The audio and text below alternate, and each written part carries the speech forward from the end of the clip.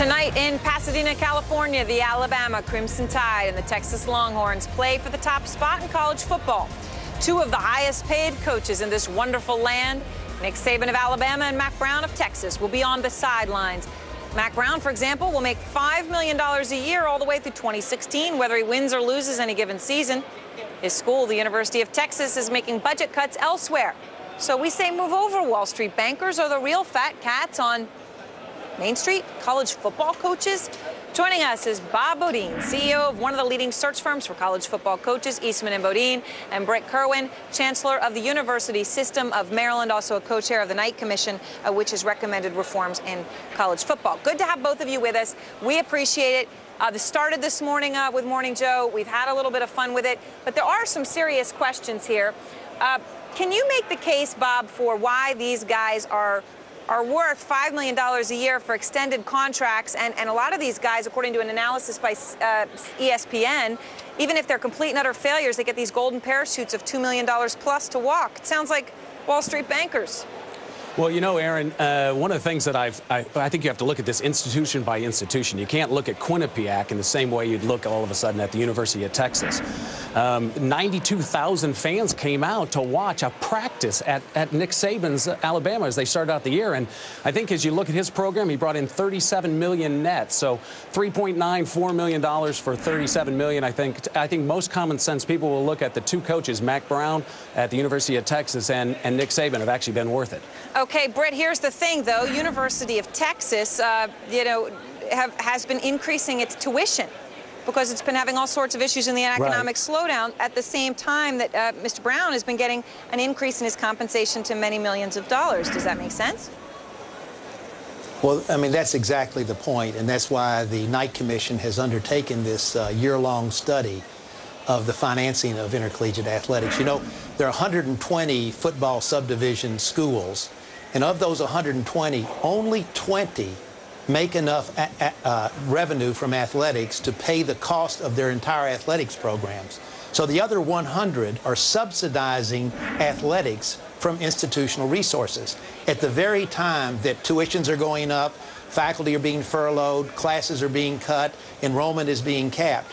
And, you know, I think we've just reached a point in this with intercollegiate athletics where we've got to find a different fiscal model and be able to control the growth in these costs. No one is attacking intercollegiate athletics. It's a very important part of our institutions, but we cannot continue on the path we're on. Would you agree with that, Bob? I mean, is there a need for real reform, or do you really think the system's working? I think that the question really, Aaron, is all about institutional autonomy.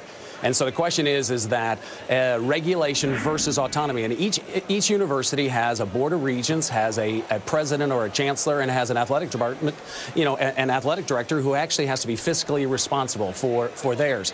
I mean, if you look today, I mean, I look at the concept of what, you know, Dean Smith, the legendary coach, said, that a university is kind of like the house and the athletic department's the porch. And if you have a great football program, you got great curb appeal.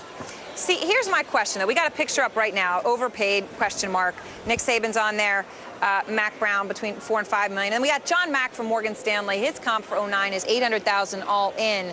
But didn't we hear the same thing, Bob, with Wall Street bankers? The boards were supposed to oversee it, the compensation committees, and everybody used that as an excuse.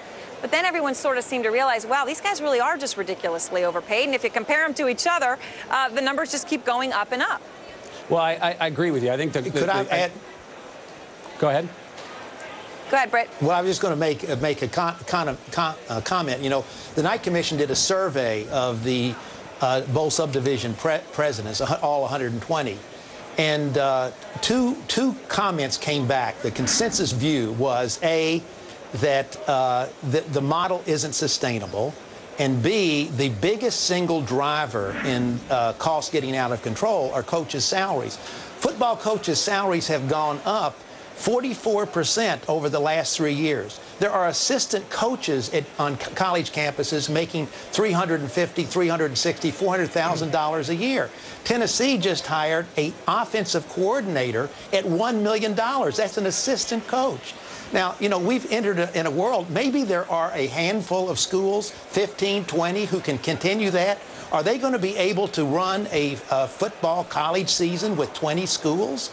And another point is that these are all not-for-profit organizations. All over the country, people are looking at the salaries being paid of executives and officers in not-for-profit organizations. I mean, how can we justify paying football coaches in a not-for-profit enterprise this kind of salary? So, you know, I think that hopefully the Knight Commission, when it completes its work late next spring, or late this spring, will have some recommendations that can bring together some more rational, sensible model. You know, Aaron, when you look at Aaron, at TCU, or you look at all of a sudden at Boise State, and Boise State was a junior college, you know, back years ago. Today, it's the Bronco Nation. And so, you know, actually at TCU, I think if we saw now, you know, applications are up, you know, 7,000 applications now because of how well they've actually done in some of their sports. Well, gentlemen, thank you very much. When that report comes back, we'll have you both on. In the meantime, the Williams-Eafs, $97,000 for the football coach in 11 years winning the Director's Cup. I say that as a proud alum. Thanks so much. Appreciate both of your being with us. Thanks, Aaron.